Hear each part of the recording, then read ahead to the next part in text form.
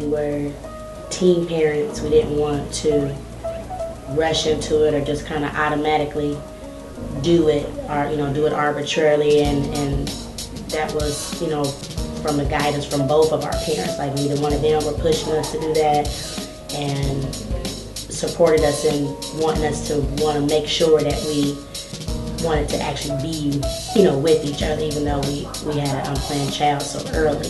So I was 23 and he was 25 when we got married, and I was just very excited, just very excited.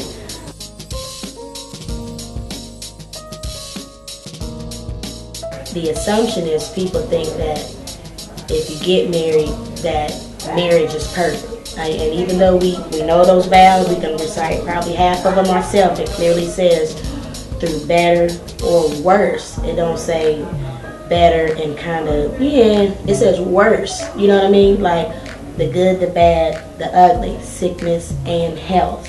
There's about 42 learning curves. There's not just one.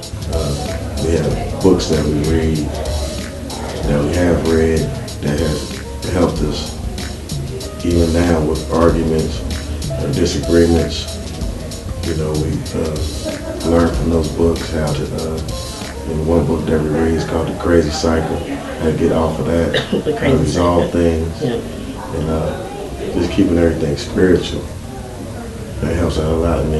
We still make our mistakes. We're not perfect people, but just having that on our side, or having that to go to, has helped a lot. We all have these similar situations because it's just life. Like, life happens.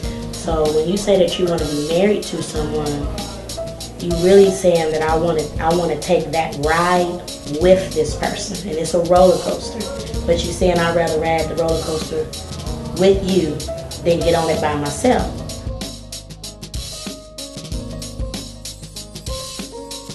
Like, if I was talking to my children right now, I would be telling them, but you don't really know what you like at 15 years old and 17 years old, and that can change, and you know what I mean? And then we sit here and we still together, but you have to know yourself and know those things that maybe do appeal to you. I think it's important to communicate with the person that you're thinking that you want to spend the rest of your life with, to learn those characteristics, because sometimes things don't even come out until a situation arrives. Like we've known each other our whole lives, and there's been things that I didn't know anything about and he didn't know anything about until the situation came that brought that up or brought that characteristic out. The list goes on and on and on and on. But have your list, but know that you're not probably going to get all 100, because we're not perfect people.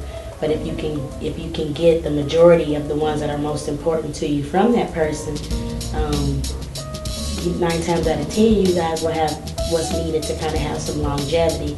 And my only other advice is to utilize the resources like Marraige Works and any type of organization that provides counseling and classes.